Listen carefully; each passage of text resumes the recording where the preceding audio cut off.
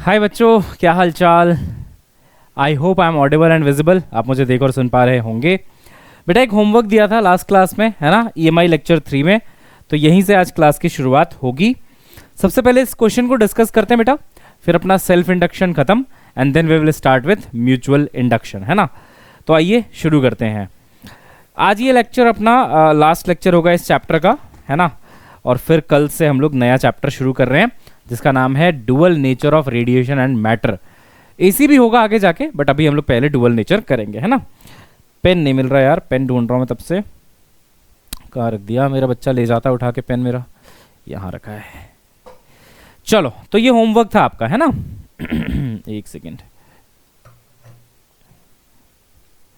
हाँ जी बेटा, तो ये आपका होमवर्क था। देखो क्या बोला गया था। बोला गया था कि भाई ऐसे ऐसे करंट जा रहा है, इतना करंट का di/dt है। हमें क्या निकालना था बच्चों? हमें निकालना था potential difference between B and A, है ना, B और A का बीच का। ठीक है, अब देखो ध्यान से मेरी बात ध्यान से सुनना, ठीक है।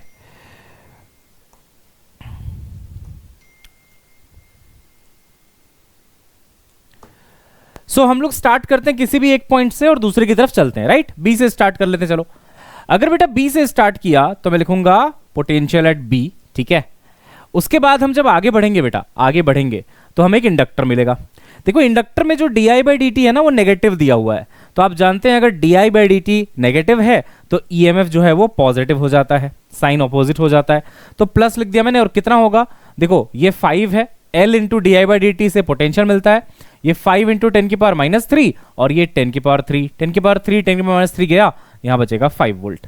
सही है, तो 5 वोल्ट का इंक्रीज होगा इन द इंडक्टर।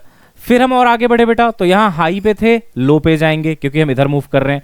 हाई से लो जाएंगे, बैटरी ने टैटू करा रखा है कितने का? 20 वोल्ट का, तो मैं लिखूंगा -20, है ना, डिक्रीज होगा -20। फिर हम आगे बढ़े तो देखो यहाँ पे एक रजिस्टर आ गया, है ना, रजिस्टर आ गया। रजिस्टर है बेटा 1 ओम का और करंट है इस तरफ, लेफ्ट की तरफ। तो I इंटू आर, 5 इंटू 1 यानी कि 5, और in the direction of current potential decreases, इसलिए आपका -5 भी आ गया, है ना। I इंटू आर -5 भी आ गया। फिर देखो यहाँ पे प्लस है, यहाँ पे माइनस है, मतलब आप पोटेंशियल डिक्रीज करा रहे हो। फिर से आप -5 लिखोगे पोटेंशियल के लिए, बैटरी के लिए।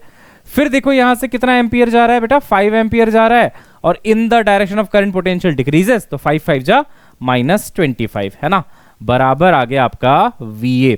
अब देखो यहीं से आंसर आ जाएगा जो भी है, ठीक है। तो देखिए क्या क्या ऐड हो रहा है, ये सारे माइनस वाले ऐड हो जाएंगे, राइट। तो 25 5 30 और 5 35 और 20 हो गया बेटा आपका 55। तो -55 प्लस 5 कितना हो गया? -50। तो -50 को उधर भेज दो, +50, तो VB माइनस VA आना चाहिए आपका 50 वोल्ट। अगर आपका आंसर आया गुड जॉब, नहीं आया कोई बात नहीं, अब सीख लो, ठीक है। तो चलो एक बार फटाफट क्विक रिवीजन कर लेते हैं। सेल्फ इंडक्शन में क्या होता था भाई? एक इंडक्टर में ही जो करंट फ्लो हुआ है, उसी करंट के चेंज होने से di/dt से यही करंट आपका चेंज हुआ, और इसी लूप के अंदर, इसी सोलेनॉइड के अंदर एक EMF इंड्यूस हो जाता है और एक करंट इंड्यूस हो जाता है, जिसको हम लोग सेल्फ इंडक्शन कहते हैं। सेल्फ इसलिए कहते हैं क्योंकि खुद का करंट था, वही चेंज हुआ, उसी में एक और इंड्यूस करंट आया। जो भी हुआ खुद के साथ ही हुआ, दो लूप की जरूरत नहीं पड़ी, है ना। फिर हमने देखा था भाई जो फ्लक्स का फॉर्मूला आता है वो आता है L इंटू I, और डिफरेंशिएट वगैरह करके EMF आया था -L di/dt। सोलेनॉइड का सेल्फ इंडक्टेंस हमने डेराइव किया था μ0 n² multiplied by volume of the solenoid, ठीक है। तो ये 3-4 चीजें हमने उस दिन पढ़ी थी सेल्फ इंडक्शन में। अब बेटा शुरू करते हैं अपन नया टॉपिक जिसका नाम है म्यूचुअल इंडक्शन। तो देखो म्यूचुअल इंडक्शन में क्या हो रहा है मैं आपको समझाता हूं बेटा। वहां तो आपके पास एक ही कॉइल था, है ना, एक ही कॉइल था, वो खुद ही करंट करंट से मैग्नेटिक फील्ड को प्रोड्यूस कर रहा था, और उसी के अंदर फ्लक्स भी चेंज हो रहा था। दोनों काम वो खुद ही कर रहा था। लेकिन म्यूचुअल में क्या होता है? म्यूचुअल में एक कॉइल का काम होता है मैग्नेटिक फील्ड पैदा करना। देखो इसको आपने करंट के साथ जोड़ दिया, ऑल्टरनेटिंग करंट के साथ। भाई ऑल्टरनेटिंग करंट के साथ जोड़ोगे तो करंट लगातार चेंज होता है, ऑल्टरनेटिंग में चेंज होगा तो मैग्नेटिक फील्ड चेंज होगी, मैग्नेटिक फील्ड चेंज होगा तो फ्लक्स चेंज होगा, तो EMF इंड्यूस होगा। इसीलिए ऑल्टरनेटिंग करंट लिया है, डायरेक्ट नहीं लिया है ना। तो डायरेक्ट भी ले सकते हो जो पल्सेशन वाला करंट होता है, बट एनीवेज ऑल्टरनेटिंग ले लो, चेंज भी हो रहा है डायरेक्शन में भी और मैग्नीट्यूड में भी, ठीक है, बहुत बढ़िया। अब देखिए क्या हुआ, इस कॉइल का काम सिर्फ और सिर्फ क्या करना बेटा? सिर्फ और सिर्फ मैग्नेटिक फील्ड पैदा करना है। करंट इसमें फ्लो करा दो, ये मैग्नेटिक फील्ड बना के भूल जाएगा कि मैंने मैग्नेटिक फील्ड बना दिया, अब मेरा काम खत्म। अब उसके मैग्नेटिक फील्ड में, ये जो मैग्नेटिक फील्ड ये बना रहा है अपनी, है ना, उसके साथ आप एक दूसरा कॉइल रखोगे। अब ये मैग्नेटिक फील्ड जब इसमें से गुजरेगी तो इसके अंदर एक फ्लक्स पैदा होगा, फ्लक्स, और वो जो फ्लक्स पैदा होगा वो समय के साथ चेंज हो रहा होगा। ये जो फ्लक्स पैदा होगा ये फंक्शन ऑफ टाइम होगा। क्यों? क्योंकि ये करंट समय के साथ चेंज हुआ इस कॉइल का, तो इसके द्वारा प्रोड्यूस की गई मैग्नेटिक फील्ड वो भी समय के साथ चेंज हुई। तो अगर मैग्नेटिक फील्ड चेंज हुई यहां पे भी, तो यहां पे फ्लक्स चेंज हुआ, और अगर फ्लक्स चेंज होगा बेटा तो यहां पे आप क्या पाएंगे, एक इंड्यूस्ड ईएमएफ पाएंगे और एक इंड्यूस्ड करंट पाएंगे। तो यहां पे आप लोड लगाएंगे, यहां पे आपको करंट भी मिलेगा, वोल्टेज भी मिलेगा। कोई कांटेक्ट नहीं दोनों के बीच में। ट्रांसफार्मर ऐसे ही काम करता है। ट्रांसफार्मर एक प्राइमरी वाइंडिंग होती है, एक सेकेंडरी वाइंडिंग होती है। कोर के थ्रू अच्छे से फ्लक्स लिंकेज करा लेते हैं। अब एक कॉइल में करंट चेंज होता है तो उसकी मैग्नेटिक फील्ड जो पैदा हुई वो चेंज होती है, वो मैग्नेटिक फील्ड दूसरे में जाके एक करंट इंड्यूस करा देती है, यहां से आपको आउटपुट मिल जाता है। यहाँ इनपुट, यहाँ आउटपुट, सिमिलरली यहाँ पे इनपुट, यहाँ पे आउटपुट।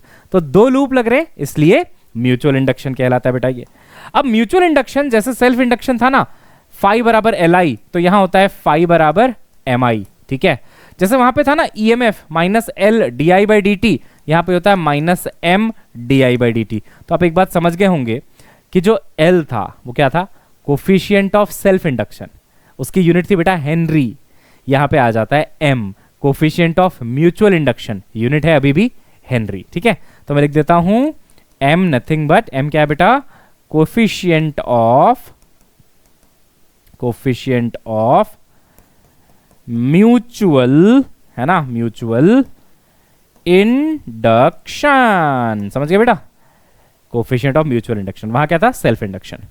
अब देखो यार, सेल्फ इंडक्शन की भी यूनिट हेनरी थी, इसकी भी यूनिट हेनरी है, लेकिन सेल्फ इंडक्शन में सोलेनॉइड का एक फिक्स्ड फॉर्मूला था, mu not an square into volume.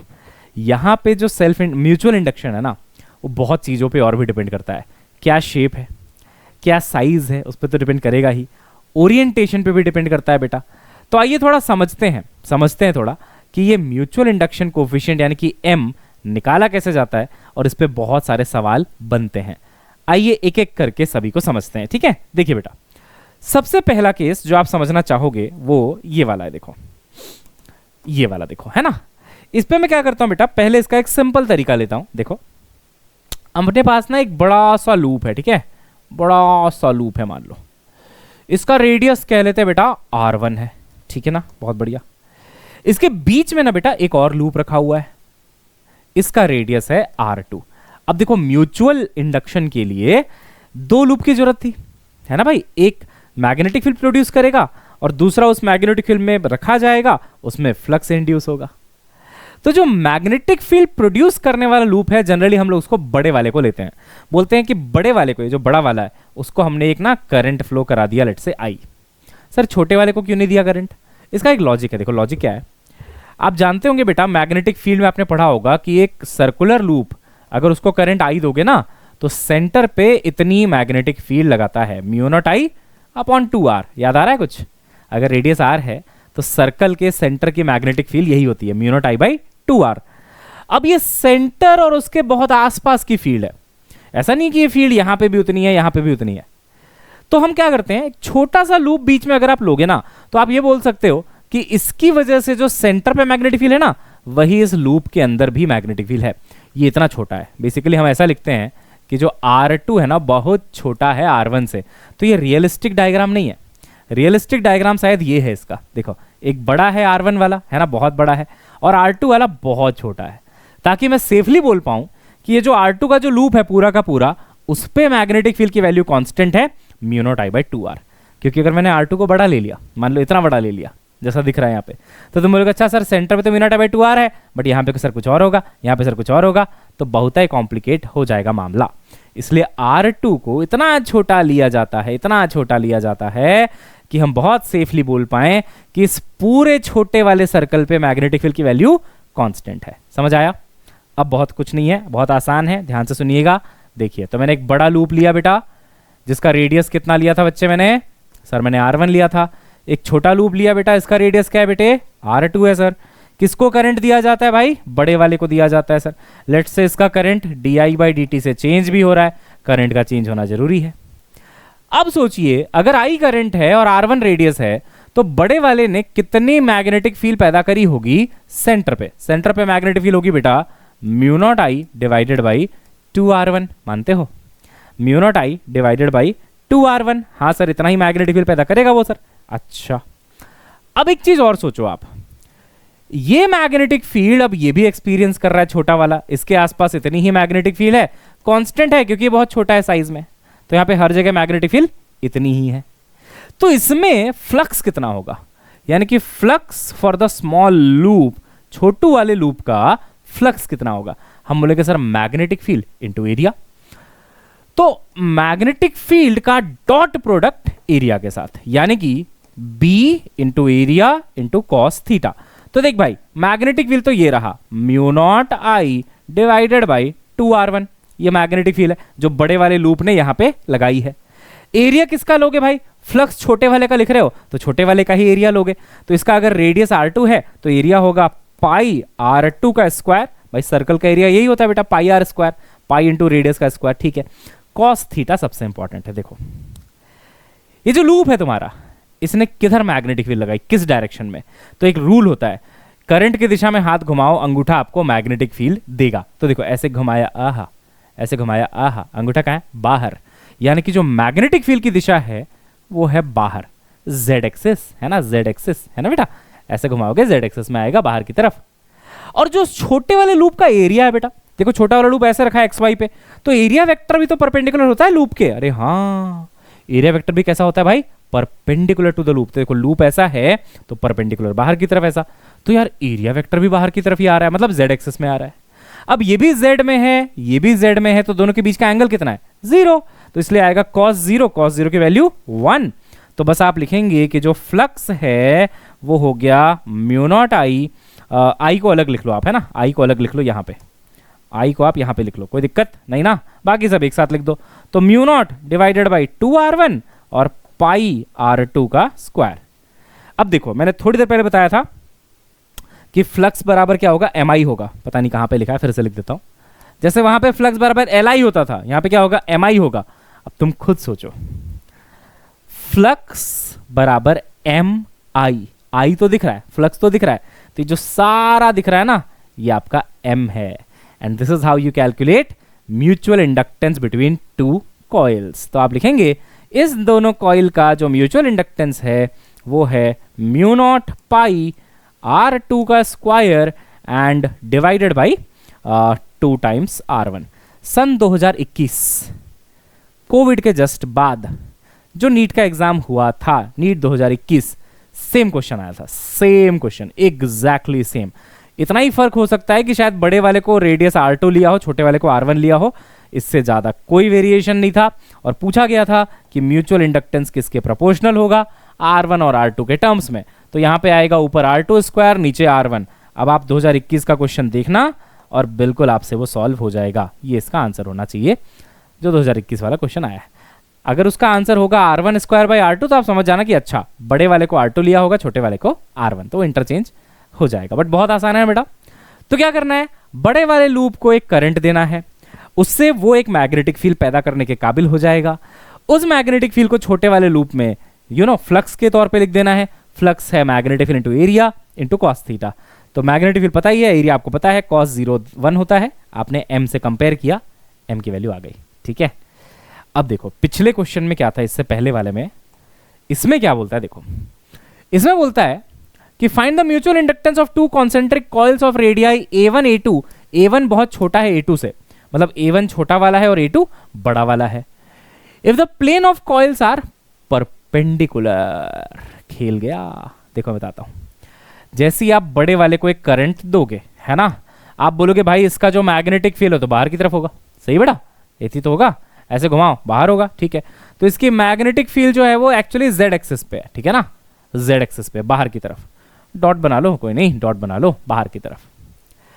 अब ये जो कॉइल रखा है वो सेम प्लेन पे नहीं रखा, ऐसे और ऐसे नहीं रखा, ये कॉइल ऐसे रखा है, समझ रहे हो, परपेंडिकुलर। देखो लिखा है ना, planes of the coils are perpendicular. तो अगर एक ऐसे है ना तो दूसरा ऐसे है बेटा, मतलब अगर एक कॉइल ऐसे है तो दूसरा कॉइल ऐसे है, समझ रहे हो, एक कॉइल इस प्लेन पे है, दूसरा कॉइल परपेंडिकुलर प्लेन पे है, तो होगा क्या वो सोचो आप। भाई मैग्नेटिक फील्ड जो बड़े वाले ने लगाया वो तो बाहर की तरफ लगाया। अब जब छोटे वाले पे तुम फ्लक्स लिखने जाओगे, छोटे वाले पे, स्मॉल वाले पे, तो क्या फॉर्मूला होता है, magnetic field into area into cos theta, है ना। चलो मैग्नेटिक फील्ड है तुम्हारे पास, मैं मानता हूं, निकाल लोगे तुम, mu not I by 2r करके निकाल लोगे, जो भी रेडियस है डाल दोगे, एरिया भी निकाल लोगे, तेज बच्चे हो। कॉस थीटा का सोचो तो, theta is the angle between magnetic field and area. अब बेटा मैग्नेटिक फील्ड कहां है बेटा, बाहर z में, और छोटे वाले का एरिया वेक्टर कहां होगा, एरिया वेक्टर। भाई साहब ये तो ऐसे है ना, ऐसे है ना, एरिया वेक्टर कैसे होता है, परपेंडिकुलर टू द प्लेन, तो अगर ऐसे है प्लेन तो परपेंडिकुलर, यानी कि x एक्सिस में या तो x या तो माइनस x, ऐसे हो सकता है एरिया। तो यार एरिया x में आ रहा है और बड़े वाले की मैग्नेटिक फील्ड z में आ रही है, कितना एंगल हुआ दोनों के बीच में, 90 डिग्री, परपेंडिकुलर है। तो अगर 90 डिग्री है तो cos 90 रखोगे, जैसे ही रखोगे वैसे ही जीरो हो जाएगा। तो आप कहेंगे इस केस में जो म्यूचुअल इंडक्शन की वैल्यू आएगी वो आएगी बेटा 0। समझ आ रहा है ना। तो अगर परपेंडिकुलर प्लेन है तो हम बोलते हैं फ्लक्स का लिंकेज ही नहीं हो पाया, फ्लक्स का लिंकेज ही नहीं हो पाया। हुआ क्या, ये जो लूप रखा था ऐसे, है ना, मैं आपको और अच्छे से समझाता हूँ। देखो थोड़ी देर के लिए हमारी लाइट बंद हो जाएगी, रिंग लाइट। ये हमने तब लिया था जब टिकटॉक चलता था, फिर एक दिन टिकटॉक बंद हो गया, तब से लाइट हमारी काम नहीं आ रही है, तो हम यही काम में लाते हैं इसको। देखो ये लूप ऐसे रखा है, ठीक है ना, इसमें करंट ऐसे बाहर है वो आप, तो इसका मैग्नेटिक फील्ड है बाहर की तरफ। अब जो दूसरा लूप है ना बेटा, जो दूसरा लूप है ना बेटा, छोटा सा है वो, देखो छोटा सा है, ये देखो छोटा सा है लूप, है ना, बहुत छोटा सा है। ये ऐसे नहीं रखा है सेम प्लेन पे, ये ऐसे रखा है, देखो ऐसे परपेंडिकुलर ऐसे, तो इसका सर्कल इधर बन रहा होगा, तो इसका एरिया वेक्टर इधर, एरिया वेक्टर इधर, और जो बड़े वाले की मैग्नेटिक फील्ड है वो बाहर की तरफ 90 डिग्री, है ना। जब ऐसे होते दोनों साथ साथ में, कोप्लेनर कॉन्सेंट्रिक, है ना, कोप्लेनर सेम प्लेन पे, तो इससे पहले हमने अभी वही सॉल्व किया था, सेम प्लेन पे, सेम प्लेन पे होंगे तो उनके बीच का एंगल 0 हो जाएगा, परपेंडिकुलर प्लेन पे होंगे तो एंगल 90 हो जाएगा। तो सर बीच में कहीं हुआ तो वो भी बता देते हैं, देखो वो भी बता देते हैं बेटा अभी, है ना।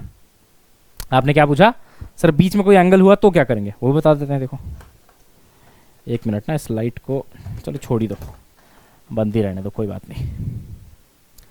देखो बेटा, सो एक कॉइल अपना ऐसे और दूसरा कॉइल हल्के से ऐसे एंगल पे ऐसे, है ना, इसका एरिया वेक्टर इधर, एरिया वेक्टर और मैग्नेटिक फील्ड के बीच का एंगल दिया मान लो थीटा। ऐसा कुछ होगा, मान लो कि एक प्लेन बिल्कुल ऐसे है, मैग्नेटिक फील्ड ऐसे है बड़े वाले का, छोटा वाला जो है ना तो सीधा है ना तो पूरा परपेंडिकुलर है, ऐसे किसी एंगल पे देखो ये सीधा हो गया, सीधे से थोड़ा सा ऐसे, हल्का सा ऐसे दिख रहा है इस तरफ, काणा सा, है ना, ऐसे नहीं है ऐसे भी नहीं है, कैसे भाई, हल्का सा तिरछा दिख रहा है ऐसे, तो थीटा एंगल हो गया ना मैग्नेटिक फील्ड और एरिया के बीच में।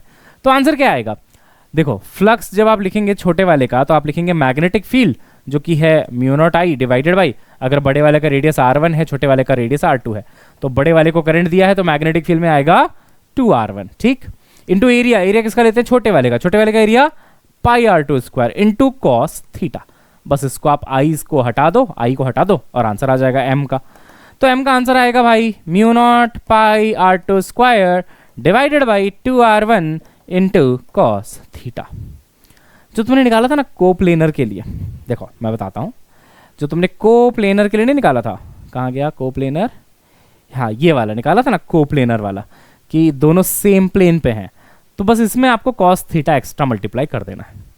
अब आप बोलोगे अगर दोनों सेम प्लेन में हैं तो थीटा 0, तो कॉस 0 1, तो बस 1 आ गया, इसमें देख 1 ही आया है। आप बोलोगे दोनों परपेंडिकुलर हैं तो कॉस 90 0, तो यहाँ पे 0 आ जाएगा, तो इसकी वैल्यू पूरी की पूरी 0 हो जाएगी। So I hope you understand what I am trying to convince, है ना बेटा। चलिए बहुत बढ़िया, तो ये था बेटा आपका म्यूचुअल इंडक्टेंस, ये था बेटा आपका म्यूचुअल इंडक्टेंस, है ना। अब एक काम करते हैं, देखते हैं क्या पीवाईक्यू आया आपके एग्जाम में, ठीक है, मैं आपको पीवाईक्यू करा देता हूं कुछ। ये 2021 वाला क्वेश्चन था जो इससे पहले हमने किया, यही वाला, ये सेम प्लेन वाला, ये 2021 में सेम क्वेश्चन। आप देखोगे तो हर टीचर इसको क्लास में ही करा देते हैं और बस क्लास के नोट से ही उठ के आ गया था, ऐसा नहीं कि सिर्फ मेरे नोट से, सभी के नोट से, है ना, सभी कराते हैं बेटा। हाँ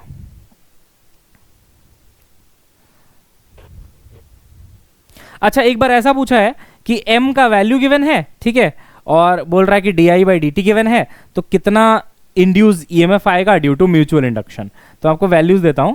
जो एम है उसकी वैल्यू दी हुई है 6 मिली हेनरी, और जो D I by D T है उसकी वैल्यू दी हुई है 2 इंटू 10⁻³ एम्पियर पर सेकेंड। पूछ रहा है बताओ ईएमएफ कितना इंड्यूस हुआ, उसका मैग्नीट्यूड। तो क्या है फॉर्मूला भाई, M D I by D T. तो एम कितना हो गया भाई 6 मिली हेनरी, तो 6 into 10⁻³ D I by D T कितना हो गया भाई 2 इंटू 10⁻³ 3 और 3 कैंसिल हुए, 6 दूनी 12, 12 वोल्ट का ईएमएफ इंड्यूस होगा। ठीक है, और बाकी कुछ इस पे बहुत ज़्यादा नहीं है, लेकिन इसी का एक अच्छा सा वो एप्लीकेशन है जिसको हम कहते हैं जनरेटर। क्या कहते हैं बेटा, जनरेटर। तो जनरेटर पढ़ लेते हैं, है ना। आओ, अरे जनरेटर बोल रहा हूँ, ट्रांसफॉर्मर, है ना। जनरेटर नहीं, ट्रांसफॉर्मर। जनरेटर तो कुछ नहीं है, जनरेटर तो हमने पढ़ा दिया आपको पहले ही। वो याद है हमने बोला था कि एक लूप है, ओमेगा से घूम रहा है, तो एक करंट प्रोड्यूस होता था I बराबर I0 sin ओमेगा टी, है ना। वही था आपका जनरेटर, है ना। मैं बात कर रहा हूं बेटा ट्रांसफॉर्मर की। चलिए हेडिंग डालिए, ट्रांसफॉर्मर।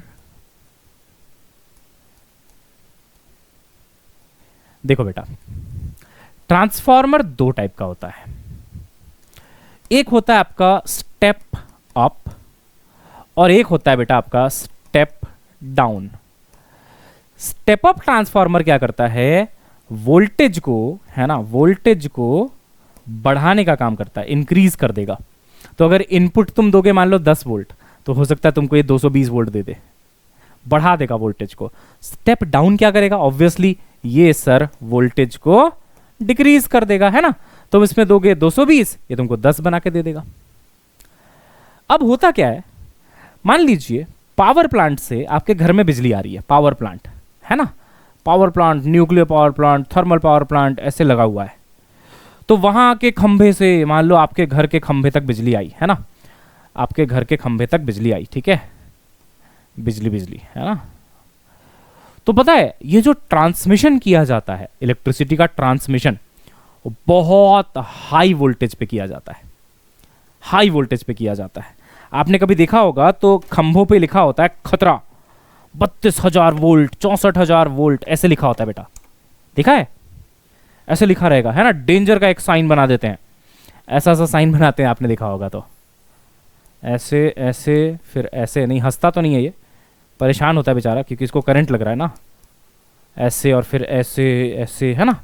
और यहाँ पे लिखा होता है हिंदी में खतरा, फिर नीचे लिखा होता है 32 किलो वोल्ट, 32,000 वोल्ट, किलो का मतलब 1000, 32,000 वोल्ट।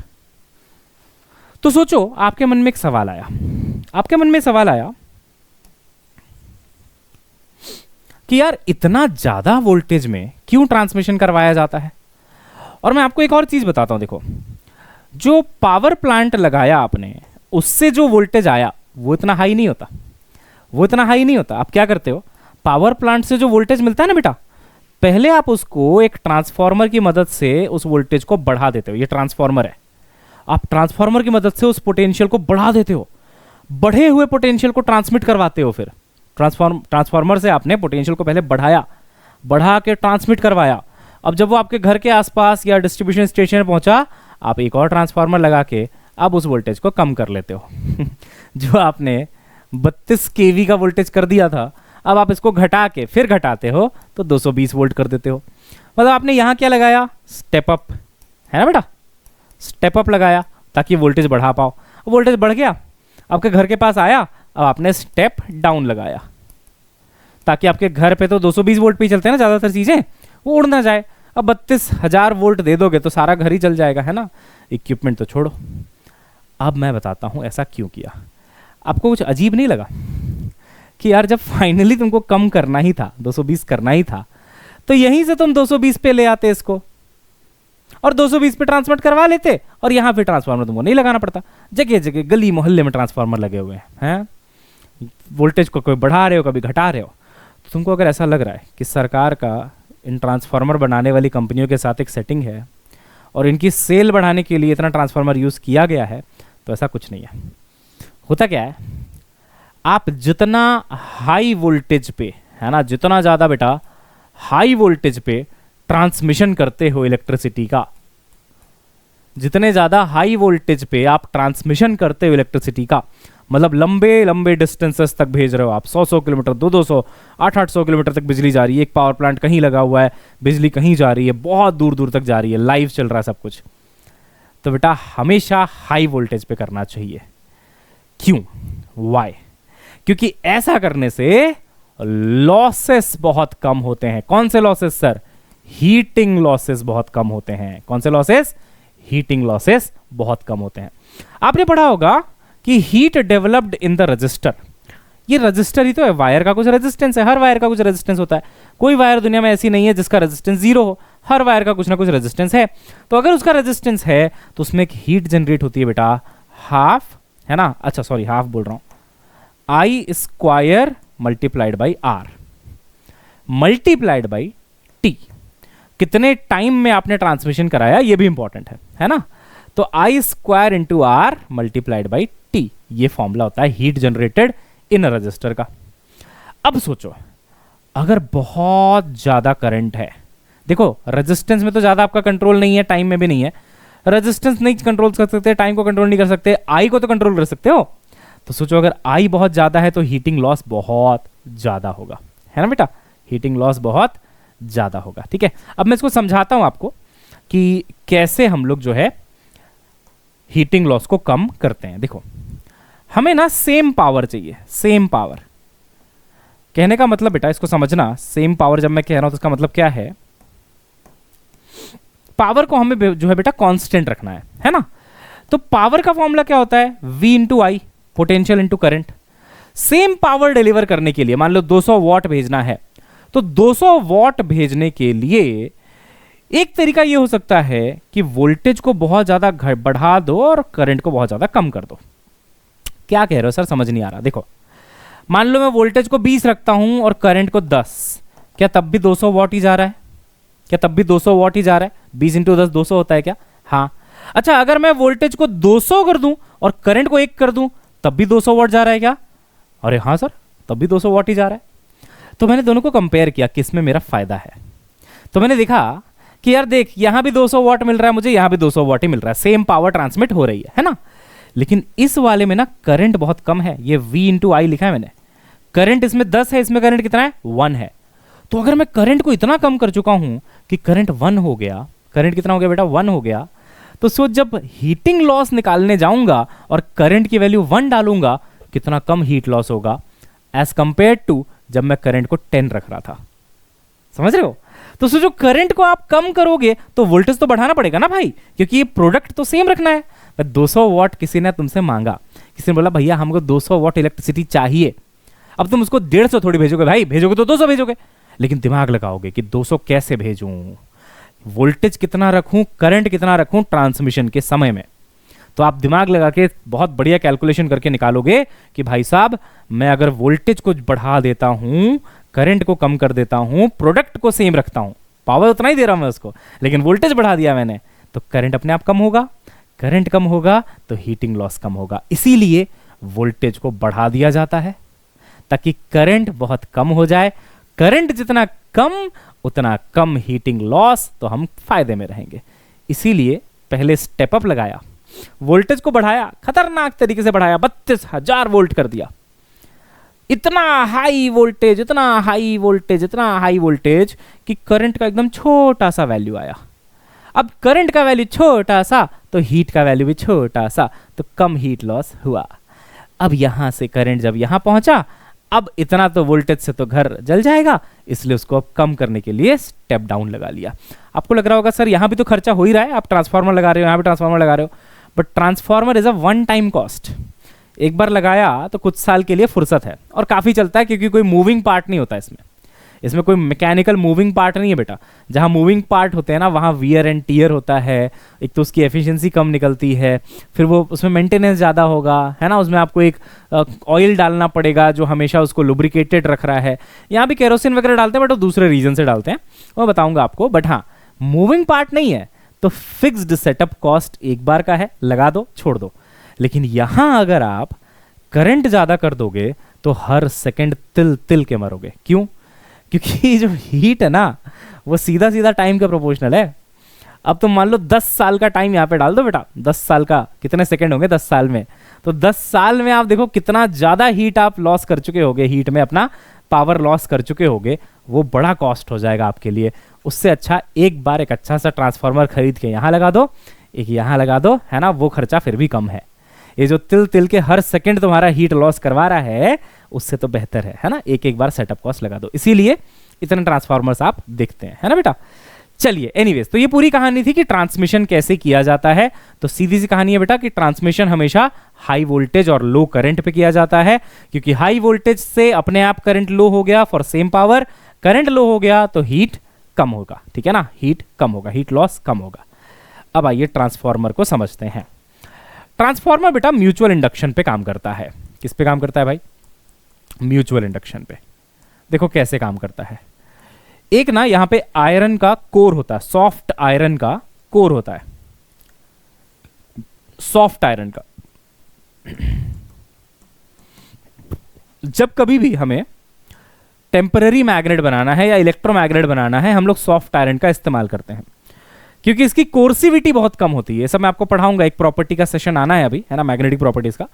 कोर्सिविटी बहुत कम होती है। कोर्सिविटी मतलब डीमैग्नेटाइज करने के लिए कितनी मैग्नेटिक फील्ड चाहिए, वो बहुत कम होती है, तो ये आसानी से मैग्नेटाइज, आसानी से डीमैग्नेटाइज हो जाता है। इसमें हिस्टेरिसिस लॉसेस भी कम होते हैं। हिस्टेरिसिस कर्व आप पढ़ते हो ना मैग्नेटिज्म में, कुछ ऐसा सा बनता है ना। तो एक कर्व जो होता है बेटा, इसका एरिया बहुत कम होता है, तो hysteresis losses per unit volume बहुत कम होता है।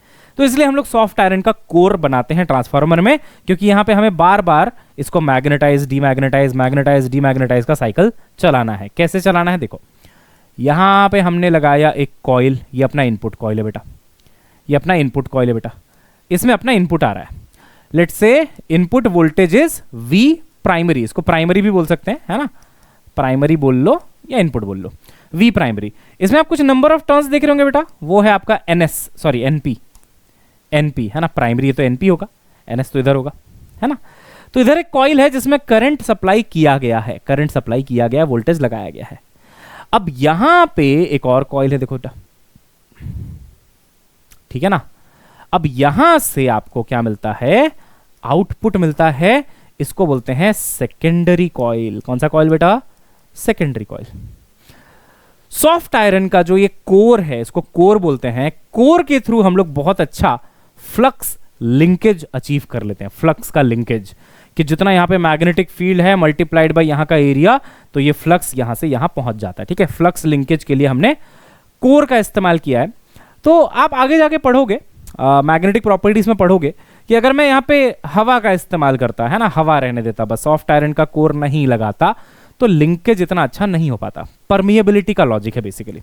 सॉफ्ट आयरन आपको बेटर परमिएबिलिटी लाके देगा, एंड दैट इज वाई, है ना, आप आसानी से इसको सेटअप कर पाओगे इस मैग्नेटिक फील्ड को, ठीक है ना। अच्छा, अब देखते हैं भाई, अब देखते हैं भाई क्या क्या हुआ। यहां से करंट आया, करंट आया, करंट आया, इस पे फ्लो हुआ, ये आपने इनपुट दिया है, करंट आपने इनपुट दिया, इस पे फ्लो हुआ, तो एक मैग्नेटिक फील्ड बनी, वो मैग्नेटिक फील्ड फ्लक्स बन के यहां जाके सेटअप हो गई। अब ये मैग्नेटिक फील्ड चेंज हो रही है क्योंकि ऑल्टरनेटिंग सप्लाई है, ऑल्टरनेटिंग सप्लाई है तो करंट चेंज हो रहा है, मैग्नेटिक फील्ड भी चेंज हो रही है। अब इसमें अगर एक चेंजिंग मैग्नेटिक फील्ड लगी बेटा, तो चेंजिंग फ्लक्स है, और फैराडेज लॉ कहता है कि अगर किसी कॉइल में फ्लक्स चेंज होगा तो एक ईएमएफ इंड्यूस हो जाएगा, तो यहां पे एक ईएमएफ इंड्यूस हो जाता है। वही इंड्यूस ईएमएफ हमें घरों में सप्लाई कर दिया जाता है, तो ये भी ऑल्टरनेटिंग करंट ही इंड्यूस होता है, ये भी ऑल्टरनेटिंग करंट ही था, ठीक है ना। बस फायदा ये हुआ कि डिपेंडिंग ऑन कितने नंबर ऑफ टर्न्स यहां हैं, कितने नंबर ऑफ टर्न्स यहां हैं, आप ना इनपुट वोल्टेज आउटपुट वोल्टेज को एडजस्ट कर सकते हो। मान लो इनपुट वोल्टेज वी प्राइमरी है, आउटपुट वोल्टेज मान लो वी सेकेंडरी है, और यहां पे नंबर ऑफ टर्न्स मान लो एन सेकेंडरी है। तो एक रिलेशन होता है कि V primary upon V secondary बराबर N primary upon N secondary, generally इसको टर्न रेशियो टाइप्स बोल लेते हैं। अब देखो, मान लो मैं कहता हूं बेटा, एक क्वेश्चन बनाता हूं मैं आपके लिए, कि मान लीजिए वी प्राइमरी था 100 वोल्ट और प्राइमरी नंबर ऑफ टर्न्स थे बेटा 1000, ठीक है ना, 1000 टर्न्स थे। अब मेरे को वी सेकेंडरी कितना होगा ये निकालना है।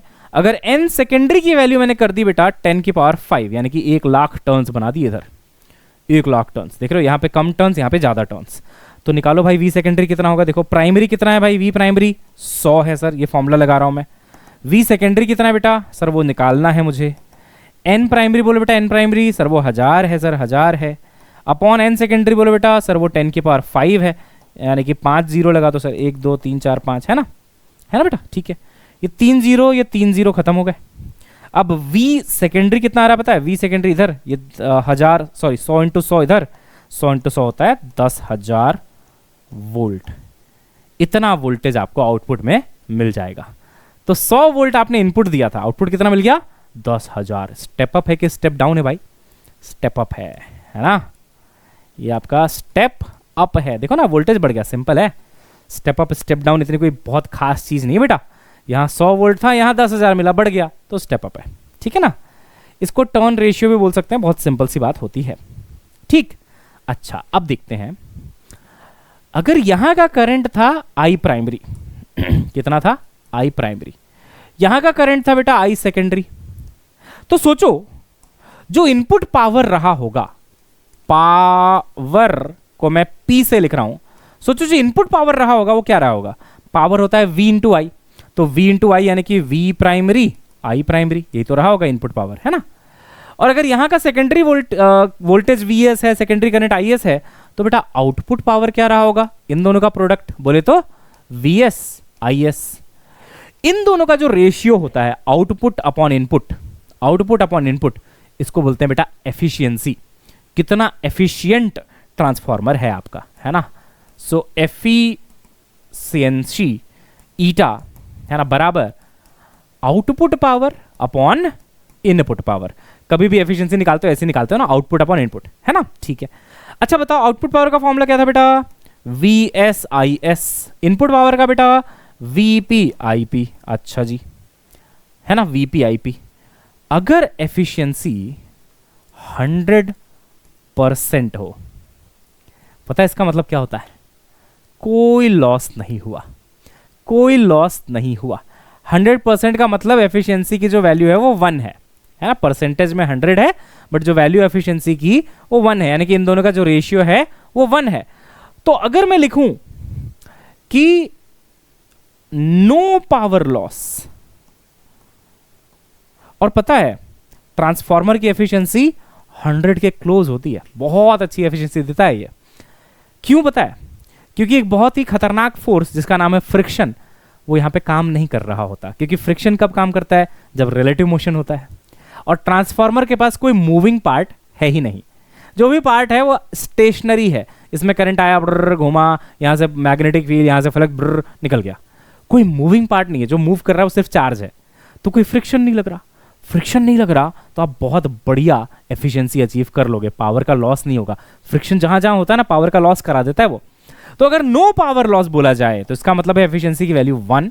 अब आप इस फॉर्मूले में अगर 1 डालेंगे ना तो आपको क्या मिलेगा, देखिए 1 बराबर ये क्या था, V S I S upon V P I P. Done बेटा। इसका मतलब ये दोनों इक्वल नहीं हो गए, देखो इसको इधर ले जाओ, हाँ सर, तो वी एस आई एस बराबर वी पी आई पी हो गया बेटा, वी पी आई पी हो गया।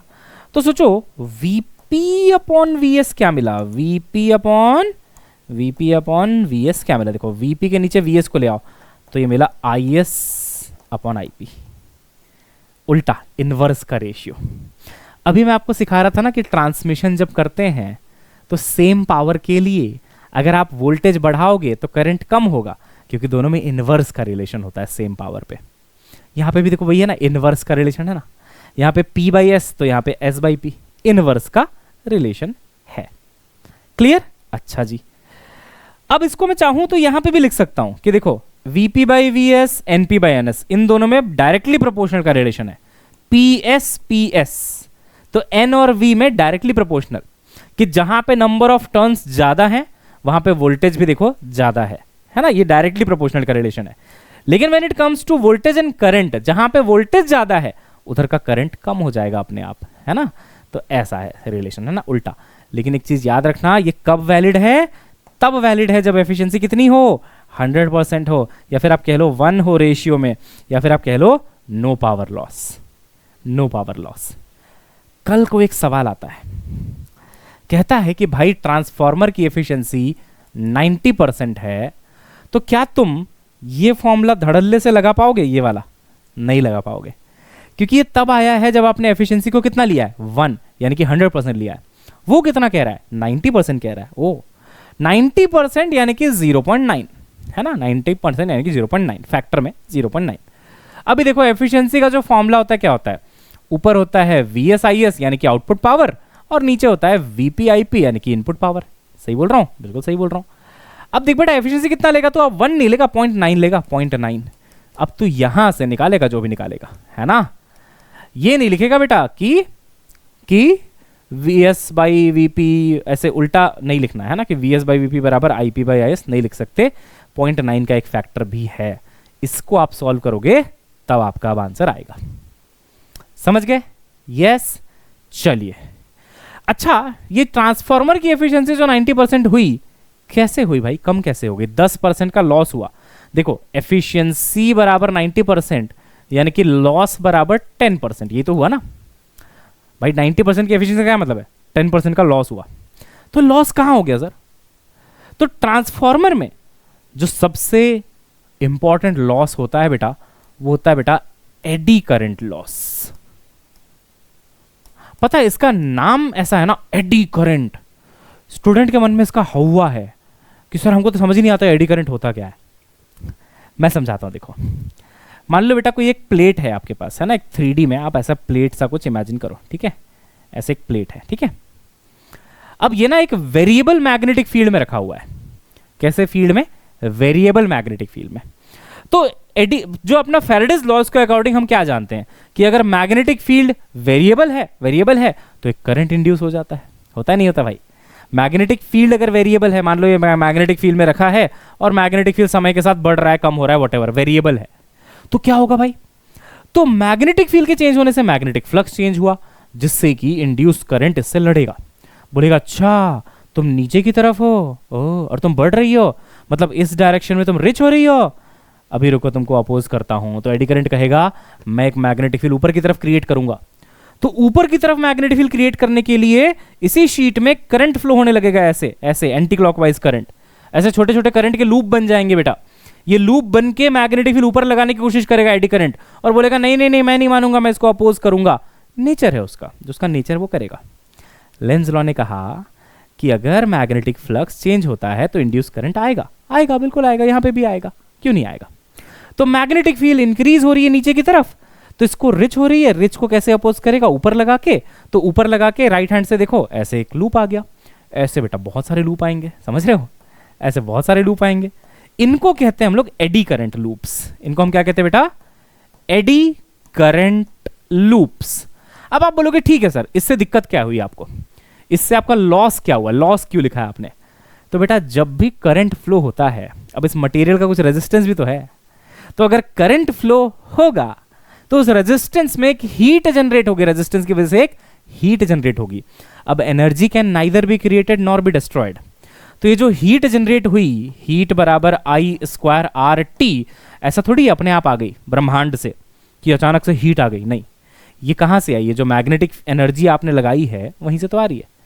तो आपने जो एनर्जी लगाई थी ना उसमें लॉस हो जाएगा, तो आउटपुट आपको कम मिलेगा। भाई तुम खुद दिमाग लगाओ यार, एडी करंट बना ये मानते हो ना भाई? मैग्नेटिक फील्ड नीचे है, वो चेंज हो रहा है, तो एडी करंट बनेगा, है ना? ऊपर की तरफ फील्ड लगाएगा, एडी करंट बनेगा, छोटे छोटे छोटे बहुत सारे लूप्स बन जाएंगे। अब बहुत सारे लूप्स बनेंगे करंट के, तो जहां करंट और जहां रेजिस्टेंस वहां हीटिंग लॉस भी होगा। अब ये हीट लॉस जो हुआ, लेट से 2 जूल का हुआ, तो 2 जूल कहां से आ गया भाई? ब्रह्मांड से थोड़ी आ गया। भगवान ब्रह्मा देखे थोड़ी चले लो भाई 2 जूल का हीट लॉस करा लो, नहीं, जो इनपुट एनर्जी आपने लगाई है वहीं से आया वो 2 जूल। तो आपका तो लॉस हुआ ना। आपने मान लो 10 जूल लगाया था, वो 2 जूल तो गया आपका, 2 जूल तो हीटिंग में चला गया। किस काम का है वो? किसी काम का नहीं है। ट्रांसफार्मर में भी ऐसा होता है, ऐसा पाया जाता है कि जो आपने ये आयरन कोर लगाया ना बेटा, आयरन कोर, उसमें क्या होता है? आपने यहां पे मैग्नेटिक फील्ड लगाई, करंट लगाया तो मैग्नेटिक फील्ड है। अब ये मैग्नेटिक फील्ड लगातार समय के साथ चेंज हो रही है, समय के साथ चेंज हो रही है, तो ससुरा आयरन कोर के अंदर एक इंड्यूस करंट आ जाता है। वो बोलता है अरे भाई ये मैग्नेटिक फील्ड तो चेंज हो रही है, इसको अपोज करूंगा। तो छोटे छोटे छोटे छोटे छोटे छोटे लूप्स में ऐसे करंट फ्लो होने लग जाता है, ऐसे छोटे छोटे लूप्स में बेटा, छोटे छोटे छोटे छोटे एडी करंट के लूप्स बनने लग जाते हैं। अब ये एडी करंट के लूप्स अगर बन गए तो बेटा हीटिंग लॉस होने लग जाएगा। उस वजह से ट्रांसफार्मर में थोड़ा सा एनर्जी का लॉस हो जाता है। हो सकता है 10% हो सकता है 20%, होता बहुत कम है वैसे, है ना, फ्रिक्शन टाइप का नहीं होता। और उसको भी रोकने का लोगों ने जुगाड़ बना रखा है। उसके लिए क्या करते हैं ये लोग, ये जो ट्रांसफार्मर का कोर, अभी कभी अगर आप कोई इलेक्ट्रिकल सर्किट खोलोगे बेटा तो ट्रांसफार्मर कोर आप देखना, ये कभी एक सिंगल ऐसे ब्लॉक में नहीं होता कि सिंगल आयरन का पीस है, नहीं होता, प्लेट्स के फॉर्म में होता है। मतलब आपको मैं एक डायग्राम भी दिखा देता हूं, बट होता कैसा है देखो, देखो मैं दिखाता हूं आपको। ये एक प्लेट लिया, ठीक है ना, एक प्लेट लिया उन्होंने ऐसा, ठीक है बेटा, थोड़ा सा विजुअलाइज करवा रहा हूं आपको। एक प्लेट लिया, इसके साथ ना एक और प्लेट लिया इसके बगल में, ऐसे ऐसे बहुत सारे प्लेट्स लिए। सोचो अगर बहुत सारे प्लेट्स आप लेते जाओगे बेटा, ऐसे ऐसे एक और ले लिया, ऐसे एक और ले लिया, है ना, समझ रहे हो, समझ रहे हो बेटा, है ना, ऐसे एक और ले लिया, ऐसे एक और ले लिया, ऐसे एक और ले लिया, है ना, तो फाइनली आपके पास एक ब्लॉक सा मिल जाएगा कुछ। तो विजुअलाइज कर पाए आप लोग थोड़ा सा, है ना, आपको एक फाइनली क्या मिल जाएगा, ब्लॉक जैसा कुछ मिल जाएगा। अब इन लोग एक और दिमाग लगाते हैं, ऐसे जो दो प्लेट इन लोगों ने लगाया ना बेटा, उसको बीच में लैमिनेट कर देते हैं, मतलब एक इंसुलेटिंग मटेरियल बीच में डाल देते हैं। उससे क्या होता है, एडी करंट का लूप नहीं बन पाता। एडी करंट क्या चाहता है, ऐसे ऐसे ऐसे ऐसे फ्लो होना, वो बीच में उसको इंसुलेटर मिल जाता है। और वैसे भी देखो ब्रेक है ना, दो प्लेट को चिपकाया आपने तो बीच में ब्रेक है ना, तो एडी करंट इतनी आसानी से सेटअप ही नहीं हो पाता है। कितना मस्त दिमाग लगाया लोगों ने कि अगर एक पूरा का पूरा आयरन का स्लैब रख दोगे आप मोटा सा ऐसे एक ही पीस में, तो भयंकर एडी लॉसेस होंगे। उसको रोकने के लिए उन्होंने क्या किया बेटा, ऐसा मस्त वाला दिमाग लगाया है ना। तो अगर आप कभी भी ट्रांसफार्मर देखो ना, अगर आपको मान लो कभी ट्रांसफार्मर देखने को मिले, जैसे मान लो कोई आपने मोबाइल का चार्जर है ना, वो आपने बेटा खोल दिया, ठीक है, ट्रांसफार्मर कोर आपने सर्च किया, है ना, ट्रांसफार्मर का कोर आपने सर्च किया, ये देखो, तो कहां है भाई, कहां है भाई, हाँ ये देखो बेटा, ऐसे कर पाए विजुअलाइज, एक एक पीस अलग बनाया गया, एक एक पीस, पतले पतले पीसेस, उनके बीच में लेमिनेशन है, लेमिनेशन है, और फिर सबको जोड़ा गया है। तो दिखने में आपको एक ब्लॉक की तरह दिखेगा, लेकिन एडी करंट बेचारा इसमें आराम से सेटअप नहीं हो पाएगा।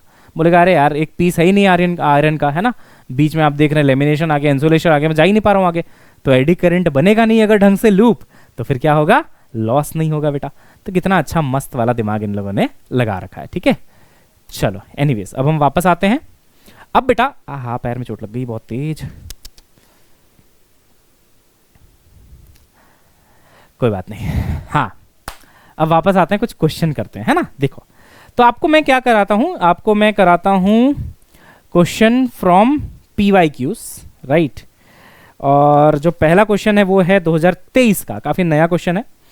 बोला कि एक 12 वोल्ट और 60 वॉट का लैंप है जो एक secondary coil of a step down transformer से कनेक्टेड है। देखो ये आपका ट्रांसफार्मर है बेटा, है ना, ठीक, ये आपका सेकेंडरी कॉइल है बच्चे, है ना, इसके साथ क्या कनेक्टेड है, एक लैंप कनेक्टेड है बोल रहा है। ये देखो एक लैंप कनेक्टेड है। लैंप जो है वो 12 वोल्ट इसका वोल्टेज है और 60 वॉट इसकी पावर है, ठीक। अब कहता है कि इसका जो प्राइमरी है वो कनेक्टेड है AC मेंस ऑफ 220 वोल्ट। अच्छा जी, ये प्राइमरी हो गया बेटा, है ना। इसमें आपने एक ऑल्टरनेटिव सप्लाई जोड़ी हुई है जो कि है 220 वोल्ट का, राइट। अब देखो भाई क्या कहता है, क्या कहता है, कहां गया क्वेश्चन, हाँ यहां रहा है। Assuming the transformer to be ideal, ideal जैसे ही वर्ड यूज हुआ किसी भी सवाल में, आप कहेंगे इसकी एफिशिएंसी है 100%। एक आइडियल ट्रांसफार्मर में कोई लॉस नहीं होता है। कहता है assuming the ideal be transformer to be ideal, हाँ, current in the primary winding बताइए। अच्छा, कितना करंट फ्लो होगा प्राइमरी वाइंडिंग में, है ना, P लिख लेते हैं, काफी है, P बस लिखना काफी है, प्राइमरी में कितना करंट आएगा, ठीक। अच्छा, बच्चे ने फॉर्मूला लगाया, सर ने एक फॉर्मूला पढ़ाया था, एफिशिएंसी बराबर, है ना, output power upon input power, है ना, इनपुट पावर, ये पढ़ाया था। अच्छा, एफिशिएंसी तो 100 है, यानी कि ये 1 हो गया। तो अगर आउटपुट पावर देखोगे तो कितना है, 60 वॉट। तो इनपुट पावर भी कितना आएगा भाई, 60 वॉट। अरे यार तुम ये डायरेक्टली भी कर सकते थे, तो मैं इतना करके बता रहा हूँ क्योंकि तुम शायद पहली बार कर रहे हो, वरना तुम होशियार हो जाओगे तो ऐसा बोलोगे कि सर अगर एफिशिएंसी 100% है ना, तो अगर यहाँ की पावर 60 चाहिए ना सर, तो यहाँ की पावर भी 60 ही रही होगी। No power loss, 60 60। अब यार बहुत सिंपल है, यहाँ का पावर 60 है, वोल्टेज इतना है, तो करंट कितना होगा, तो पावर बराबर V इंटू आई। पावर है 60, वोल्टेज है 220, करंट आप निकाल लोगे, करंट आएगा 60 अपॉन 220, ये 0 0 कैंसिल, 6/22 की जो भी वैल्यू है वो आपका आंसर है। ऑप्शन दिया बेटा 3.7, मैं आपको ऑप्शन बताता हूं। पहला ऑप्शन है 3.7, दूसरा है 0.37, तीसरा है 0.27 और चौथा है 2.7। अब यार 3.7 और 2.7 तो कभी नहीं हो सकता, क्योंकि ये दिख रहा है लेस देन 1 होगा, है ना, ये आपको दिख रहा है लेस देन 1 होगा। तो आप ऐसा कर लो ना, 22 6 से आपको डिवाइड करना है, 0 लो, ये 0 आ गया, ये 6 आ गया, पॉइंट लगा, 60 आ गया। कितने बार में कैंसिल होगा, 3 बार में होगा क्या, नहीं होगा। 22 इंटू 3 66 होता है, 2 ही बार जा सकते हैं आप मैक्सिमम, 2 बार जाएंगे तो ये 44 होगा, 44 होगा। 60 है, ये 44 है, कितना आया, 16 आ गया, 16 आ गया बेटा, है ना, हाँ बिल्कुल आ गया, 16 आ गया। अब डेसिमल लगा हुआ है तो एक और 0 आ जाएगा। अब देख लो कितने बार में कैंसिल हो रहा है। तो लेकिन ये 2 देख के मैं समझ गया, 4 ऑप्शन है ना, 3.7 नहीं हो सकता, 0.37 भी नहीं हो सकता क्योंकि 0.2 आ रहा है, 0.27 हो सकता है, एक ही ऑप्शन सही है, 2.7 भी नहीं हो सकता, है ना। पूरा सॉल्व करने की जरूरत भी नहीं है। तो 40th का जो आंसर है वो है 0.27, हो गया, डन। चलिए, आप लोग भी बहुत सारे क्वेश्चंस हैं इसमें, है ना, पीवाईक्यू में, प्लीज सारे क्वेश्चंस कर लीजिएगा बेटा, बाकी जितने हो पाएंगे मैं यहाँ पे करा देता हूं। अभी दूसरा वाला भी कर ही लोगे आप। तीसरा वाला देखो इंटरेस्टिंग है। तीसरा वाला कहता है, ये 2014 में आया था, कह रहा है कि एफिशिएंसी जो है ना बेटा वो 90% है। वाह बहुत बढ़िया। फिर कहता है कि 220 वोल्ट और 3 किलोवाट का पावर सप्लाई है। देखो ये आपका ट्रांसफार्मर है, ये आपका इनपुट है, 220 वोल्ट है ना, और 3 किलोवाट यानी कि 3000 वॉट का सप्लाई है। अब कहता है करंट सेकेंडरी कॉइल में 6 है, सेकेंडरी कॉइल मतलब इधर, है ना, सेकेंडरी करंट, करंट सेकेंडरी कितना है, 6 एम्पियर है। तो बोल रहा भैया वोल्टेज बताइए सेकेंडरी में और करंट बताइए प्राइमरी में। वाह क्या बात है ना। वोल्टेज बताइए सेकेंडरी में कितना होगा, ठीक, और करंट बताइए प्राइमरी में कितना होगा, दोनों चीजें आपको बतानी है।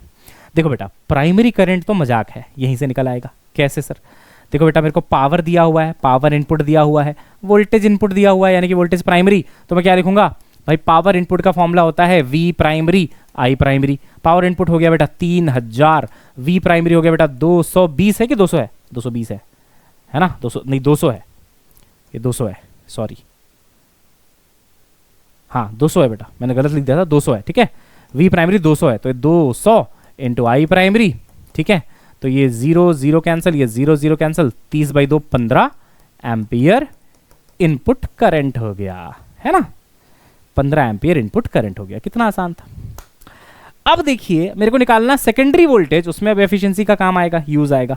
एफिशिएंसी है 0.9 बराबर आउटपुट पावर यानी कि V secondary into I secondary, I secondary कितना बेटा 6, तो I सेकेंडरी 6 हो गया, upon input power, input power क्या है V primary into I primary, but क्यों मल्टीप्लाई करोगे दोनों को, इनपुट पावर दिया ना डायरेक्टली 3000, वो लिखो ना, तो 3000, 3000 इंटू 0.9, पॉइंट करने से ही वो 300 बन गया, और 300 इंटू 9 करोगे तो 2700 बन जाएगा, 2700 सही है ना, बराबर Vs इंटू 6, तो Vs आ जाएगा आपका 2700/6,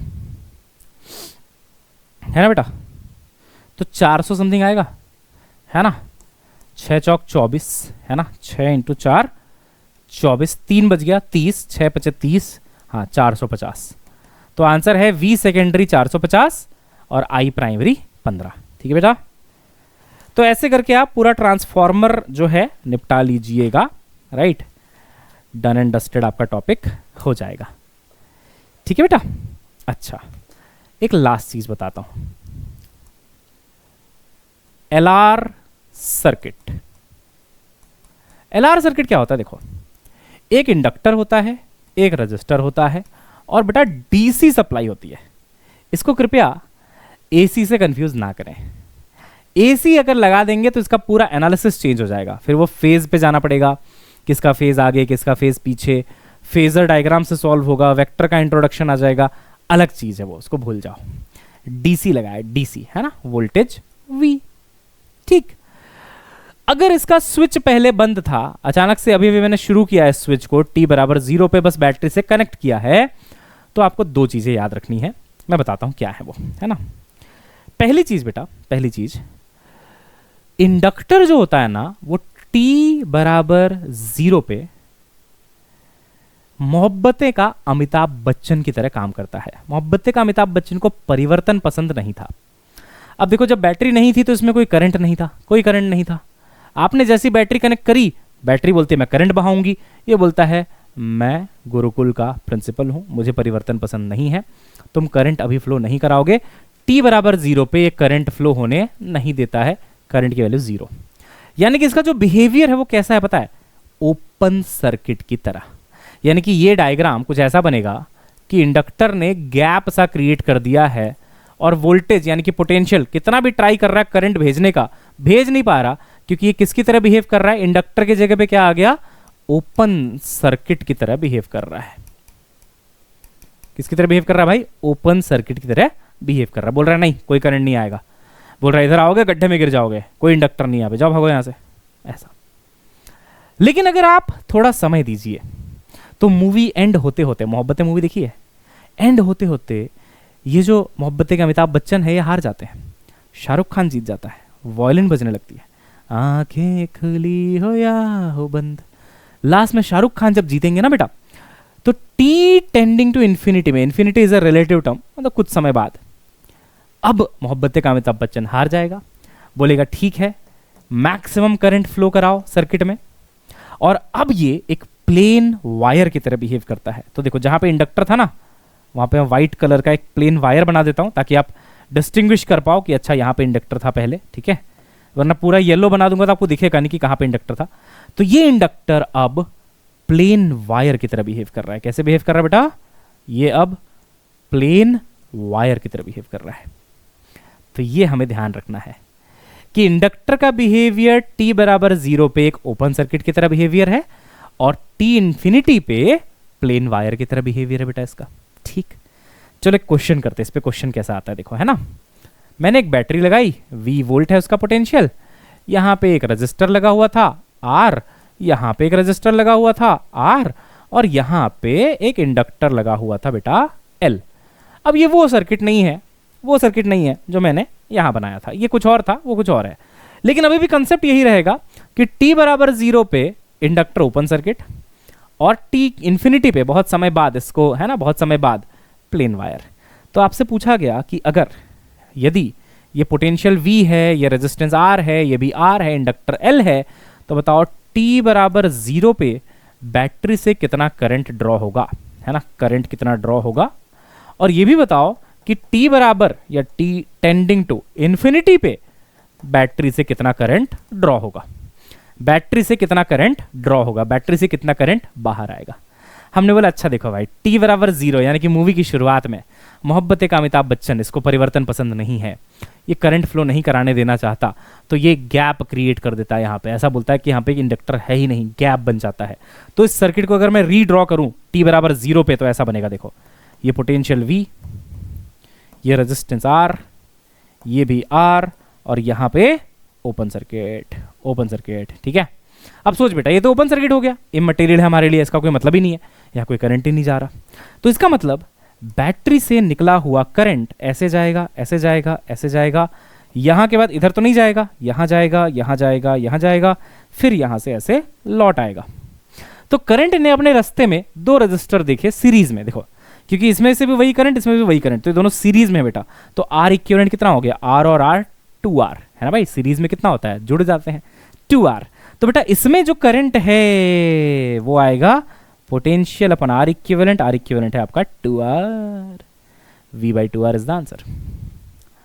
समझ आ रहा है। अब इन्फिनिटी पे क्या होगा, ये पिघल गया, शाहरुख खान जीत गया, ये पिघलने के बाद कहता है ठीक है भाई करंट फ्लो करा लो, मैक्सिमम करंट बहा लो मेरे अंदर से।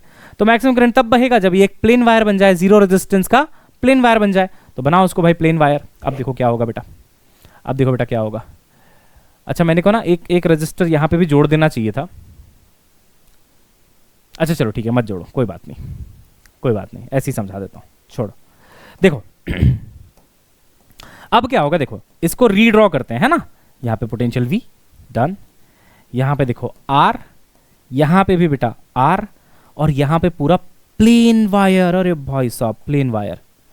अब देखना क्या होगा, जब कोई करंट यहां से निकलेगा I है ना, ऐसे जाएगा ऐसे जाएगा ऐसे जाएगा, यहां पहुंचने के बाद उसके पास दो ऑप्शन है, एक इसके थ्रू जाए और यहां पहुंचे, और दूसरा ऐसे जाए और यहां पहुंचे। करंट बहुत स्मार्ट है, अगर उसको दो पाथ मिले तो ये हमेशा उस पाथ में ज्यादा फ्लो होता है जहां रेजिस्टेंस कम हो। अगर मैं कहता कि यहां का रेजिस्टेंस 2 ओम है, यहां का मान लो 4 ओम है, तो 2 ओम वाले में वो ज्यादा जाता। मान लो मैं कहता यहां का रेजिस्टेंस 0.5 ओम है, तो 0.5 वाले में से ज्यादा फ्लो होता। जिधर रेजिस्टेंस कम मिलेगा ना, दो पैरेलल पाथ में, दोनों पैरेलल पाथ है बेटा, पैरेलली जुड़े हुए हैं, जिधर रेजिस्टेंस कम मिलेगा ना, करंट की वैल्यू उधर ज्यादा होती है। करंट ने देखा कि ससुरा यहां पे यहां तो कुछ रेजिस्टेंस है, लेट्स से कुछ भी है 2 3 4 5 व्हाटएवर। यहां का रेजिस्टेंस कितना है, इस साइड का 0, प्लेन वायर है 0। तो करंट बोलेगा पूरा यहीं से फ्लो हो जाता हूं भाई, इसमें क्यों कौन जाएगा।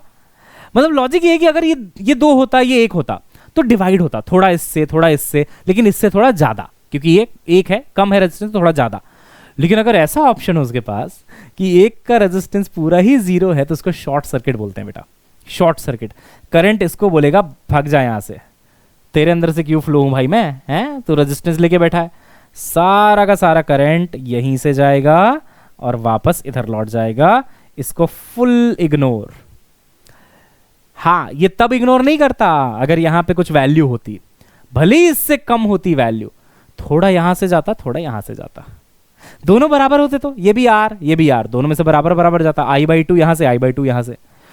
और ये अगर कम होता, I/2 से कम होता, तो यहां थोड़ा ज्यादा, लेकिन ये एकदम ही कम है 0, तो सारा करंट यहीं से शॉर्ट सर्किट हो जाएगा। अब सोचो इसका जो करंट का पाथ है बेटा, उसमें सिर्फ एक ही तो रेजिस्टेंस आया, ये वाला देखो यहां से निकला, इसमें गया, एक ही रेजिस्टेंस आया, फिर तो पूरा खाली है मैदान, इस पे तो गया नहीं है। तो जो करंट की वैल्यू आएगी वो आएगी V/R, क्योंकि R इक्विवेलेंट की वैल्यू सिर्फ और सिर्फ R ही है। तो इसका आंसर ये है, इसको बेटा LR सर्किट कहते हैं, ठीक है ना। इसको हम लोग क्या कहते हैं बच्चों, LR सर्किट। लिखो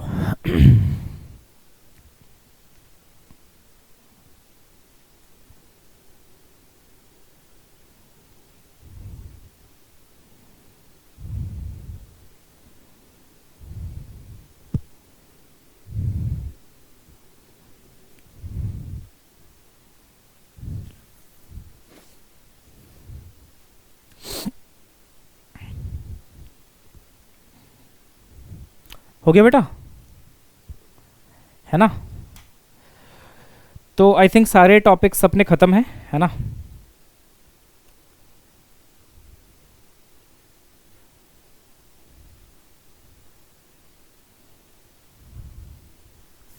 सारे टॉपिक्स अपने खत्म है बेटा।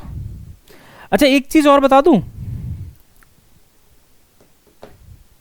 एक आखिरी चीज बता दूं, देखो क्या पता क्वेश्चन आ जाए, है ना, देख लो। ये मान लो इंडक्टर है, ये मान लो आपका रजिस्टर है, यहां से मान लो आपने पोटेंशियल लगाया V, है ना। तो हमने बोला भाई कि t बराबर 0 पे करंट की वैल्यू 0 है, और t टेंडिंग टू इंफिनिटी पे करंट की वैल्यू मैक्सिमम है। मैक्सिमम करंट के लिए ये प्लेन वायर बन जाएगा, प्लेन वायर बनेगा तो सिर्फ एक पोटेंशियल बचा, एक रेजिस्टेंस बचा, तो करंट होगा V/R, यानी कि मैक्सिमम करंट की वैल्यू होती है V/R। तो ना इसका एक इक्वेशन है बेटा, जो ना कि सिर्फ t बराबर 0 पे और इंफिनिटी पे, बल्कि किसी भी समय पे आपको करंट की वैल्यू बता सकता है।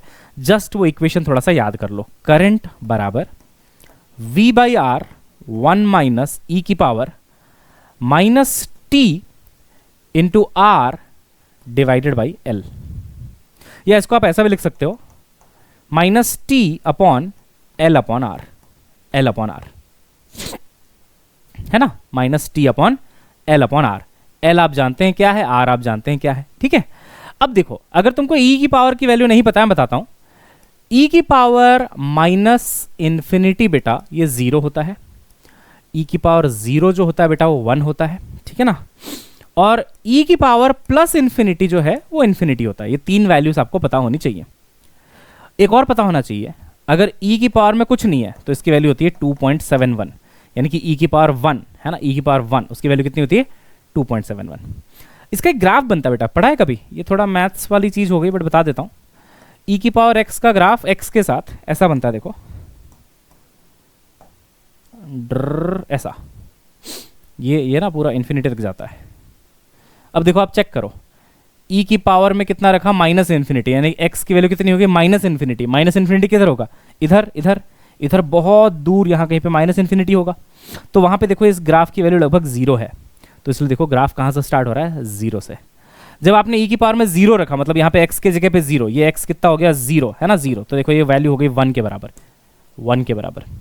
जब आपने x की वैल्यू देखो प्लस इन्फिनिटी कर दी, प्लस इन्फिनिटी इस साइड होगा भाई, माइनस इन्फिनिटी इस तरफ था तो प्लस इन्फिनिटी इधर होगा, तो प्लस इन्फिनिटी यानी बहुत दूर पे क्या आ रहा है, वैल्यू इन्फिनिटी आ रहा है, बहुत ऊपर चला जा चुका है। तो ये ग्राफ कुछ ऐसा जाता है। अगर ये ग्राफ याद है तो वैल्यू में कभी कंफ्यूजन नहीं होता है ना, कि भाई माइनस इन्फिनिटी वैल्यू देखो 0 से स्टार्ट हुई ग्राफ की, फिर 1 हो गई 0 पे, ई की पावर 0 पे, ई की पावर इन्फिनिटी पे इन्फिनिटी हो गई। अब मैं आपको प्रूफ करके दिखाता हूं। देखो अगर आप t बराबर 0 इस इक्वेशन में डालो, t बराबर 0 क्या मिलेगा, देखो भाई t बराबर 0 यानी कि e की पावर 0 हो गया पूरा का पूरा।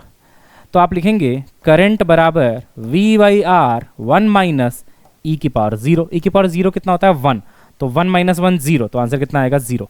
वही मैंने यहाँ लिखवाया था, है ना भाई, सही बेटा। करंट कितना आ रहा है भाई 0, सही है। अच्छा t इक्वल टू या टेंडिंग टू इन्फिनिटी रखो यहाँ पे, है ना, इन्फिनिटी रखो।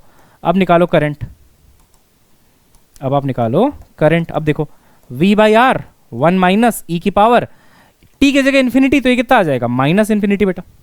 अच्छा ई की पावर माइनस इन्फिनिटी देखो तो कितना होता है 0, तो ये वाला टर्म हो गया आपका 0। तो ये 1 माइनस 0 1, तो करंट कितना आ रहा है, हाँ भाई करंट कितना आ रहा है v बाई आर, ये लिखवाया था देखो, करंट आएगा v बाई आर, जिसको मैं मैक्सिमम भी बोल सकता हूं।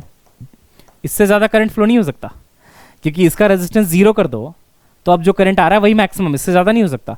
तो v अपॉन आर ये मैक्सिमम है। तो देखो प्रूफ कर दिया ना मैंने इक्वेशन से। अब मान लो गिरी हालत में, वैसे तो नहीं आता है नीट में, बट गिरी हालत में एक क्वेश्चन आ जाए कि भाई t बराबर l बाई आर ले लो, कितना ले लो l बाई आर, और बताओ करंट कितना है। L बाई आर को एक चीज भी बोलते हैं, इसको बोलते हैं टाइम कांस्टेंट। क्या बोलते हैं बेटा, टाइम कांस्टेंट, टाउ भी बोलते हैं इसको, टाउ, टाउ यानी कि L बाई आर, है ना, टाउ L बाई आर। क्यों बोलते होंगे इसको टाइम कांस्टेंट, क्या लॉजिक होगा, एक बार फॉर्मूले को देखो जरा। I बराबर v by R 1 minus E की power minus T upon R by L था, एल बाई आर था, एल बाई आर था ना, हाँ आर टी बाई एल, हाँ तो एल बाई आर सही है। तो यहां पे था आपका, ओहो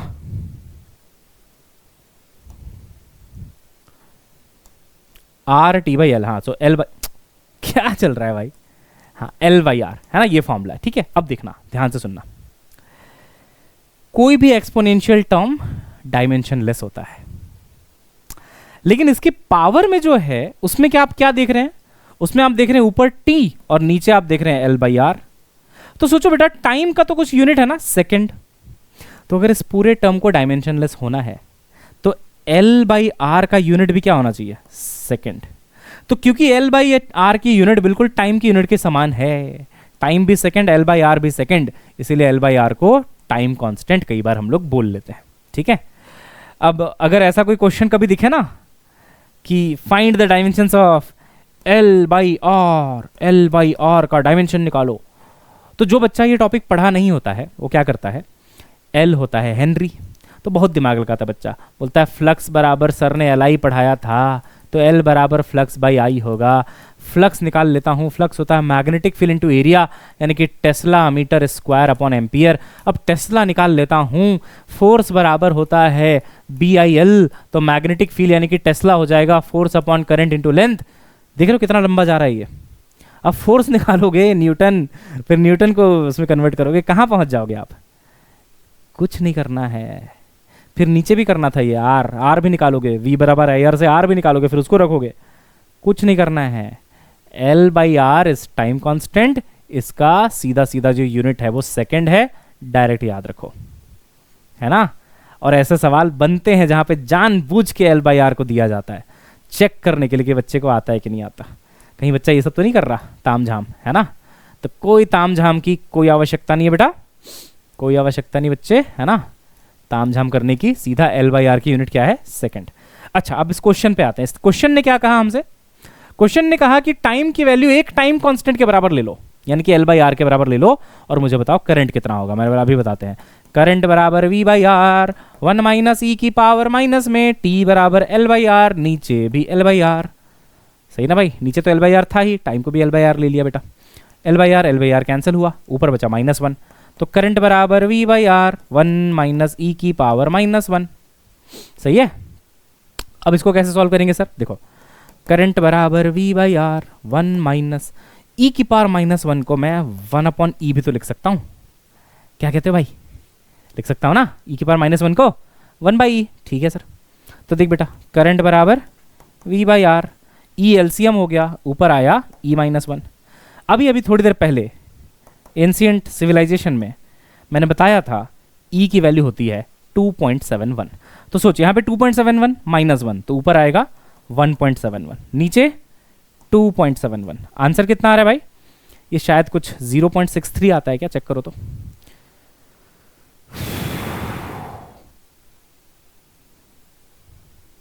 हाँ बिल्कुल सही है। तो ये आएगा आपका 0.63 times V by R. V by R को मैं बोल सकता हूं I मैक्स। पता है इसका एक खासियत है, मतलब 2 मिनट आप दोगे तो मैं समझाऊंगा आपको। इस बात की खास बात क्या है इस चीज की, कि आपको अगर बेटा 0 करंट से मैक्सिमम करंट पे जाना है, मतलब 100% पे जाना है, 100% फुल चार्ज। पहले 0 करंट था इस पे, अब 100% चार्ज हो गया, फुल चार्ज आ गया, फुल करंट आ गया। तो टाइम कितना लगता है टेक्निकली? इनफाइनाइट। टाइम कितना लगता है? इनफाइनाइट। बहुत बड़ा टाइम लगता है। हालांकि infinite is a relative term. Infinite time का मतलब है कि टाइम जो है वो L बाई आर से कहीं ज़्यादा है, यानी कि टाइम अगर बहुत बहुत ज़्यादा है L बाई आर से, तो जो रेशियो आएगा ना time upon L by R, ये इन्फिनिटी जैसा आएगा कुछ। टाइम की वैल्यू मान लो 1 लाख है, L बाई आर की वैल्यू 0.01 है, तो ये वैल्यू बहुत बड़ी आ जाएगी ना, उसको इनफाइनाइट बोल सकते हैं। तो इसका मतलब टाइम जब बहुत बड़ा हो जाता है L बाई आर से, तब जाके आप करंट को 0 से I मैक्स तक ले जा पाते हो। बहुत ज़्यादा टाइम लग रहा है। लेकिन खास बात यह है कि सिर्फ एक टाइम कांस्टेंट पे, यानी कि t की वैल्यू अगर आप सिर्फ L बाई आर लो, equal to L by R, तो आप 0.63 यानी कि 63% ऑफ I मैक्स अचीव कर लेते हो, 63% अचीव कर लेते हो। टेस्ला गाड़ी का नाम सुना बेटा आपने? टेस्ला इलेक्ट्रिक कार में रिवॉल्यूशन लेके आए हैं ये लोग।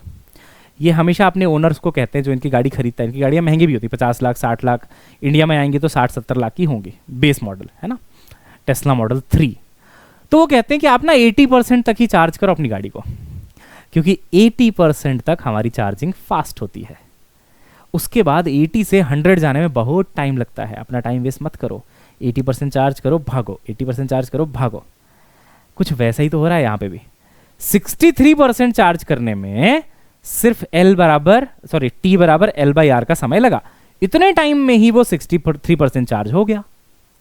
लेकिन अगर आप फुल चार्ज के पीछे भागोगे, फुल चार्ज के पीछे, नहीं मेरे को तो फुल चार्ज करना है, मैं पूरा चार्ज करूंगा तभी निकलूंगा यहाँ से, करंट मेरा मैक्सिमम होना चाहिए, तो बेटा इनफाइनाइट टाइम तक फिर वेट करना पड़ेगा टेक्निकली। इसीलिए टेस्ला कहती है कि बेवकूफ़ मत बनो, अपना 80% जैसी चार्ज होता है निकल जाओ, क्योंकि उसके बाद अगर तुम वेट करते रहोगे कि 80 सब 85% चार्ज होगा, फिर 90% चार्ज होगा, काफ़ी टाइम लग जाएगा। प्लस बैटरी को फुल चार्ज करना भी नहीं चाहिए ड्यू टू सेफ्टी हैजार्ड्स, है ना, ऐसा टेस्ला का कहना है। अब इसका रीज़न भी सुनो आप। इसका जो ग्राफ बनता है ना बेटा, इसका जो कहाँ गया अपना, हाँ यहाँ पे लिखा था मैंने, हाँ 63% है ना। तो इसका रीज़न क्या है बताता हूँ मैं आपको। इसका जो ग्राफ बनता है ना कुछ ऐसा बनता है, देखो एक्सपोनेंशियल, ये एक्सपोनेंशियल ही तो है बेटा, 1 माइनस ई की पावर माइनस टी बाई, है ना, ये सब एक्सपोनेंशियल ही तो है। तो करंट वर्सेस टाइम का जो ग्राफ बनता है भाई वो कुछ ऐसा बनता है, एक्सपोनेंशियल, है ना, एक्सपोनेंशियल। तो सोचो अगर आप